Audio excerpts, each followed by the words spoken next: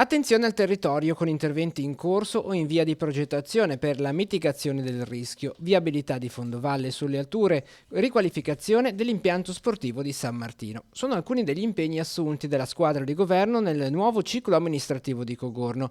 Nella prima riunione dell'Assemblea, che ha visto il primo cittadino Gino Garibaldi prestare giuramento e assegnare le deleghe alla sua nuova giunta, si è tracciata la strada lungo la quale la maggioranza vuole continuare il suo cammino. Continueremo naturalmente in tutti quelli che sono i servizi essenziali, ma come abbiamo detto cercheremo di fare anche qualche cosa di più. Siamo usciti da una fase in cui si riusciva a fare solamente le spese obbligatorie e quindi i servizi obbligatori a quelli necessari. Ebbene, adesso si può davvero pensare anche alle cose importanti per poche e tante persone.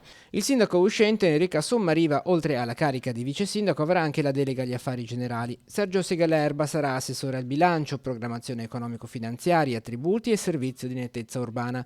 Franca Raffo è assessore alle attività economico-produttive, artigianato e tradizioni, sviluppo e tutela del territorio, integrazione collina e fondovalle, collegamenti, gemellaggi e turismo enogastronomico. Infine Giorgia Ines Zaccaron sarà assessore ai servizi sociali, partecipazione, politiche della famiglia, cultura, organizzazione e risorse umane. A completare l'organico della maggioranza per la lista Rinnovamento per Cogorno ci sono Cristina Daneri, che sarà la capogruppo, Andrea Rossi, Luigi Mazzino, Giobatta Monteverde e Luca Beo Torrente.